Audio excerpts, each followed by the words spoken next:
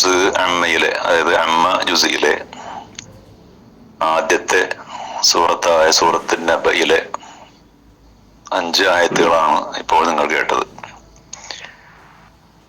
പ്രസിദ്ധ ഖുർആൻകാര് ആയ ഷെയ്ഖ് അബ്ദുൽ വാസിത്ത് അബ്ദുൽ സമദ് അദ്ദേഹത്തിന്റെ ഖുർആൻ പാരായണമാണ്. സൂറത്ത് അന്നബയിലെ ഈ 5 ആയത്തുകള് അതിന്റെ അർത്ഥസഹിതം പഠിക്കുന്നതോടൊപ്പം തന്നെ തജ്വീദോടുകൂടി ഓതി പഠിക്കുക എന്നുള്ളതും ഇതിന്റെ ഉദ്ദേശത്തിൽപ്പെട്ടതാണ്. ചില ആളുകൾക്ക് ഖുർആൻ ഓതാനും അർത്ഥം പറയാനൊക്കെ കഴിയും. പക്ഷെ ആ തജ്വീദ് ഓത്തിന്റെ കുറെ നിയമങ്ങളുണ്ടല്ലോ, ആ നിയമങ്ങളൊക്കെ അനുസരിച്ചുള്ള ഓതി പഠിക്കുക എന്നുള്ളത് വളരെ പ്രധാനപ്പെട്ടതാണ്. ഇവിടെ നമ്മള് ഈ തജ്വീദിന്റെ കുറെ നിയമങ്ങള് അത് വേറെ പഠിക്കേണ്ടത് തന്നെയാണ്. എന്നിരുന്നാലും തൽക്കാലം ഈ തജ്വീദ് അനുസരിച്ചുള്ള ഈ ഓത്ത് നമ്മൾ ശരിക്കും ഓതി പഠിക്കുക. അതിന്റെ നിയമങ്ങളൊക്കെ പിന്നീട് നമുക്ക് മറ്റൊരു പഠിക്കാം. എല്ലാം കൂടി പഠിക്കാൻ ചിലപ്പോൾ ബുദ്ധിമുട്ടായിരിക്കും. ഇവിടെ 5 ആയത്തുകളുടെ അർത്ഥവും അതിന്റെ വിശദീകരണം അത് കാണാതെ പഠിക്കാന്നുള്ള ഏറ്റവും പ്രധാനം. അപ്പൊ നമ്മള് ഈ അമ്മ ജുസിലെ ഈ ആയത്തുകളൊക്കെ വളരെ ചെറിയ ചെറിയ ആയത്തുകളാണ്. ഏത് കുട്ടിക്കും വലിയവർക്കൊക്കെ പഠിക്കാൻ കഴിയുന്ന, നിഷ്പ്രയാസം പഠിക്കാൻ കഴിയുന്ന രൂപത്തിലുള്ള ചെറിയ ചെറിയ ആയത്തുകളാണ്.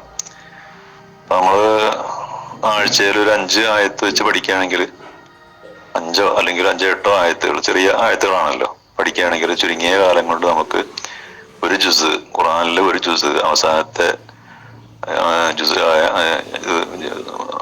ജുസ് അമ്മ നമുക്ക് നന്നായി കാണാതെ പഠിക്കാനും അതിന്റെ അർത്ഥവും അതിന്റെ വിശദീകരണം മനസ്സിലാക്കാനും അതുപോലെ തന്നെ നന്നായിട്ട് ഓതി പഠിക്കാനും കഴിയും.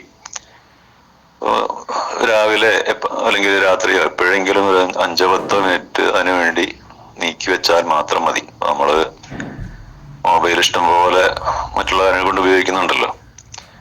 അപ്പൊ ഇതിനു വേണ്ടിയിട്ട് ഒരു 5-10 മിനിറ്റ് 5 മിനിറ്റ് നീക്കി വെക്കുകയാണെങ്കിൽ ചുരുങ്ങിയ കാലം കൊണ്ട് നമുക്കത് പിന്നെ ഈ 3 രൂപത്തില് ഖുർആൻ പഠിക്കാൻ കഴിയും. ഖുർആൻ പഠിക്കാണ്ടതിന്റെ പ്രാധാന്യത്തെ കുറിച്ച് കഴിഞ്ഞ ദിവസം ഉണർത്തിയിട്ടുണ്ടായല്ലോ. ഇതിന്റെ അർത്ഥം നമുക്കിവിടെ നോക്കാം. അമ്മ എന്തിനെ കുറിച്ചാണ്?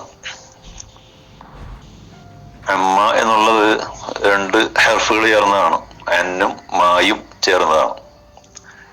അപ്പൊ അൻ എന്ന ഹർഫിലെ നൂൻ ഉണ്ടല്ലോ, നൂനിലെ മാ എന്ന അതിലെ മീമിൽ ലയിപ്പിച്ചുകൊണ്ട് ഒരു തഖ്ഫീഫ്, ഒരു ലഘുത്വം നടത്തുന്നതിന് വേണ്ടിയിട്ട് മാ എന്ന അതിലെ ആ അലിഫ് കളഞ്ഞുകൊണ്ട് ആണ് അമ്മ ആക്കിയിട്ടുള്ളത്.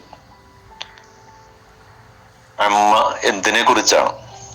യതസാഅലൂൻ, അവര് പരസ്പരം ചോദിച്ചുകൊണ്ടിരിക്കുന്നത്, പരസ്പരം അന്വേഷിച്ചുകൊണ്ടിരിക്കുന്നത് എന്തിനെ കുറിച്ചാണ്?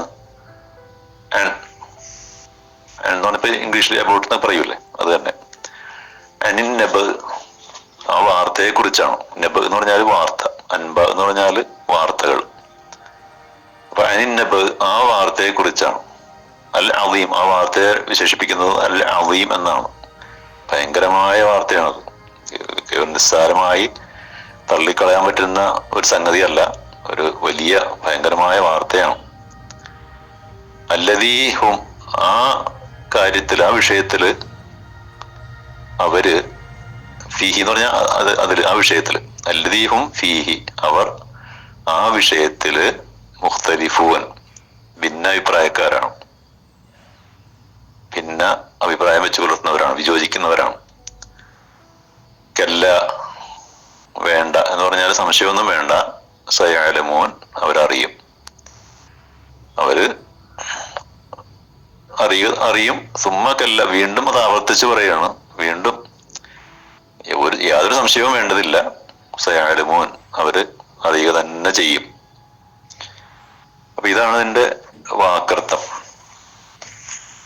ഇവിടെ നമ്മൾ മനസ്സിലാക്കേണ്ടത്, അള്ളാഹു മനുഷ്യനെ സൃഷ്ടിച്ചത് അവന് ആവശ്യമായ ഭൂമിയിൽ വേണ്ട എല്ലാ സൗകര്യങ്ങളും വിഭവങ്ങളൊക്കെ ഒരുക്കി പാർപ്പിച്ചിട്ടുള്ളത് ഒരു വലിയ ലക്ഷ്യത്തോട് കൂടിയിട്ടാണ്. ഖുർആനിൽ പറയുന്നുണ്ടല്ലോ, മാ ഖലഖ്തുൽ ജിന്ന വൽ ഇൻസ ഇല്ലാ ലിയഅ്ബുദൂൻ.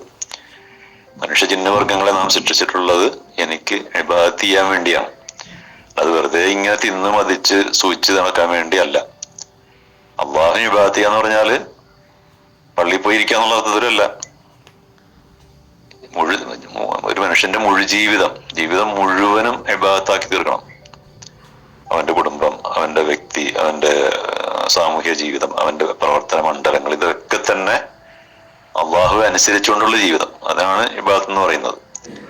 ആ ഇബാദത്തിന് മനുഷ്യനെ പ്രാപ്തനാക്കുന്നതാണ് ഇസ്ലാമിലെ അടിസ്ഥാന ആരാധനാകർമ്മങ്ങൾ, നമസ്കാരം, നോമ്പ്, സക്കാത്ത്, ഹജ്ജ്, ഇതൊക്കെ തന്നെ. അപ്പൊ മനുഷ്യന്റെ 24 മണിക്കൂറത്തെ ജീവിതം അള്ളാഹുവിന്റെ അനുസരണത്തിൽ അധിഷ്ഠിതമാക്കി മുന്നോട്ട് കൊണ്ടുപോവുക. ഇതിനു വേണ്ടിയിട്ടാണ് അള്ളാഹു തആല മനുഷ്യനെ സൃഷ്ടിച്ചിട്ടുള്ളത്. എന്തിനു വേണ്ടിയിട്ടാണെന്ന് ഖുർആൻ വ്യക്തമാക്കുന്നുണ്ട്. നിങ്ങളിൽ ആരാണ് ഏറ്റവും നന്നായി കർമ്മങ്ങൾ ചെയ്യുന്നത്, അതായത് ഏറ്റവും നന്നായി അള്ളാഹുവിനനുസരിച്ച് ജീവിക്കുന്നവൻ ആരാണ് എന്ന് പരീക്ഷിച്ചറിയുന്നതിന് വേണ്ടിയിട്ടാണ് മനുഷ്യന് അള്ളാഹു തആല ജീവിതം നൽകിയിട്ടുള്ളത്. അവസാനം മരണത്തിന് ശേഷം ആ സത്യസന്ധരായ അടിമകൾക്ക്, അള്ളാഹുവിന്റെ നിയമങ്ങളനുസരിച്ച് ജീവിച്ചവർക്ക് മരണാനന്തര ജീവിതത്തില് പരലോകത്ത് അള്ളാഹു തആല സ്വർഗം നൽകുന്നു. നേരെ മറിച്ച് ഈ പറഞ്ഞ കാര്യങ്ങളൊക്കെ ധിക്കരിച്ചുകൊണ്ട് തോന്നിയ പോലെയൊക്കെ ജീവിച്ച ആൾക്കാരുണ്ടല്ലോ, അവർക്ക് മരണാനന്തരം അള്ളാഹുവിന്റെ ശിക്ഷയാണ് ലഭിക്കുക. അതാണ് ഈ ജീവിതത്തിന്റെ പ്രഥമവും പ്രധാനവുമായ ഏറ്റവും പ്രധാനപ്പെട്ട ഒരു ലക്ഷ്യം എന്ന് പറഞ്ഞാൽ അതാണ്, ആ കാര്യമാണ്. അപ്പൊ ഈ നബ് എന്ന് പറഞ്ഞാൽ അതാണ്, മരണാനന്തര ജീവിതത്തില്, പരലോക ജീവിതത്തില് വരാനിരിക്കുന്ന സംഗതികൾ. അതാണ് ആ വൃത്താന്തം, ആ വാർത്ത. അപ്പൊ അതിനെക്കുറിച്ച് മനുഷ്യന്മാർക്ക് വ്യത്യസ്ത അഭിപ്രായങ്ങൾ ഇന്നും അങ്ങനെ തന്നെയാണല്ലോ. മരിച്ചതിന് ശേഷം പിന്നെ ഒരു ജീവിതം ഇല്ല, ഇതോടെ അങ്ങ് കഴിഞ്ഞു പോവുകയാണ്. ഒരിക്കലും മനുഷ്യനുണ്ടാമത് പുനരുജ്ജീവിപ്പിക്കപ്പെടുകയില്ല, അവന് വിചാരണ ചെയ്യുകയില്ല, സ്വർഗവും ഇല്ല, നരകവും ഇല്ല. ഇതൊക്കെ ചിന്തിക്കുന്ന ആൾക്കാർ ഇന്നും ഇഷ്ടം പോലെ ഉണ്ട്, അന്നും ഉണ്ട്, ഖുർആൻ അവതരിക്കുന്ന കാലത്തും ഉണ്ട്. പിന്നെ ഇപ്പൊ ചില മതങ്ങളുടെയൊക്കെ വീക്ഷണത്തില് പിന്നെ ആൾക്കാർ മനസ്സിലാക്കുന്നത്, പിന്നെ മരണാനന്തര ജീവിതം ഉണ്ടെങ്കിൽ തന്നെ നല്ല മനുഷ്യന്മാരായിട്ട് ജീവിച്ചവരെ വീണ്ടും നല്ല മനുഷ്യന്മാരായിട്ട് തന്നെ പുനരുജ്ജീവിപ്പിക്കുന്നു. അതേസമയം ചീത്ത പ്രവൃത്തികൾ ചെയ്തവരാണെങ്കിൽ അവരെ ചില ദുഷിച്ച പിന്നെ മൃഗങ്ങളുടെയൊക്കെ രൂപത്തിലായിരിക്കും അവര് പുനരുജ്ജീവിക്കപ്പെടുക. അങ്ങനെ വിശ്വസിക്കുന്ന ആൾക്കാരും ഉണ്ട്. അപ്പൊ അതൊക്കെ ഇഖ്തിലാഫാണ്, വ്യത്യസ്ത അഭിപ്രായങ്ങളാണ്, ഭിന്ന വീക്ഷണങ്ങളാണ് അതൊക്കെ. ചില ആളുകളുടെ വീക്ഷണത്തില്, അല്ല ചില മതത്തിന്റെ ഒക്കെ വീക്ഷണത്തില് മരിച്ചു കഴിഞ്ഞാൽ സ്വർഗമാണ്, അവർക്ക് നരകമൊന്നുമില്ല. മനുഷ്യന്റെ എല്ലാ പാവങ്ങളും പിന്നെ ഒരാള് ഏറ്റെടുത്തിട്ടുണ്ട്. അപ്പൊ അതുകൊണ്ട് ഞങ്ങൾക്കൊന്നും പേടിക്കാനില്ല. പിന്നെ ചിലരുടെ വീക്ഷണത്തില് എന്ത് ചെയ്താലും കുഴപ്പമൊന്നുമില്ല, അവിടെ ശുപാർശ ചെയ്യാനായിട്ടും ഞങ്ങളെ നരശിക്ഷയിൽ നിന്ന് രക്ഷപ്പെടുത്താനൊക്കെ ആയിട്ടും അവിടെ ഇന്ന ആൾക്കാരൊക്കെ സന്നിഹിതരായിരിക്കും, അവരുടെ ശുപാർശ ഞങ്ങൾക്ക് ലഭിക്കും. അപ്പൊ ഇങ്ങനെയുള്ള വ്യത്യസ്ത അഭിപ്രായങ്ങളും വ്യത്യസ്ത വീക്ഷണങ്ങളുമാണ് ഈ പരലോകത്തെ കുറിച്ചുള്ളത്. അതിനൊക്കെ തിരുത്തിക്കൊണ്ട് എന്താണ് പരലോകം, എന്താ മരണാനന്തര ജീവിതം, എങ്ങനെയാണ്, ഇങ്ങനെയുള്ള കാര്യങ്ങൾ വളരെ വ്യക്തമായിട്ട് ഖുർആൻ അവതരിപ്പിക്കുന്നുണ്ട്. അപ്പൊ അതിന്റെ ഒരു മുഖവുര എന്ന നിലക്കാണ് ഈ ആദ്യത്തെ 5 ആയത്തുകളിൽ ഇവിടെ ഇങ്ങനെ വിവരിച്ചിട്ടുള്ളത്. അപ്പൊ ഇത്രയും കാര്യങ്ങൾ നമ്മൾ പ്രത്യേകിച്ചും ആ ഖുർആൻ പാരായണം അതിങ്ങനെ ആവർത്തിച്ച് കേൾക്കുക, അതോടൊപ്പം അതിന്റെ അർത്ഥവും മനസ്സിലാക്കുക. അപ്പൊ 1-2 ദിവസത്തിനുള്ളിൽ നമുക്കത് പിന്നെ ഹൃദിസ്ഥമാക്കാൻ കഴിയും. അപ്പൊ അതിനുശേഷം അടുത്ത ആഴ്ച ബാക്കിയുള്ള 5 ആയത്തുകൾ അതങ്ങനെ ആയത്തുകൾ, ചെറിയ ചെറിയ ആയത്തുകളാണല്ലോ, നിഷ്പ്രയാസം ആർക്കും പഠിക്കാൻ കഴിയും. അപ്പൊ അത് കൃത്യമായിട്ട് പഠിച്ചു പോവുകയാണെങ്കിൽ ഇൻഷാ അല്ലാഹ് ഏതാനും ആഴ്ചകൾക്കകം അല്ലെങ്കിൽ അധികം കൂടുതൽ ദിവസങ്ങൾ ചിലവഴിക്കാതെ തന്നെ നമുക്കത് വളരെ നന്നായിട്ട് പഠിച്ചു മുന്നോട്ട് പോകാൻ കഴിയും. അപ്പൊ അതുകൊണ്ട് എല്ലാവരും പ്രത്യേകം ശ്രദ്ധിക്കണം എന്ന് ഉണർത്തുകയാണ്. അല്ലാഹു സുബ്ഹാനഹു വ തആല ഖുർആൻ നന്നായി പഠിക്കുവാനും മനസ്സിലാക്കുവാനും അതിനനുസരിച്ച് ജീവിതം മുന്നോട്ട് നീക്കുവാനും തൗഫീഖ് നൽകി അനുഗ്രഹിക്കുമാറാകട്ടെ.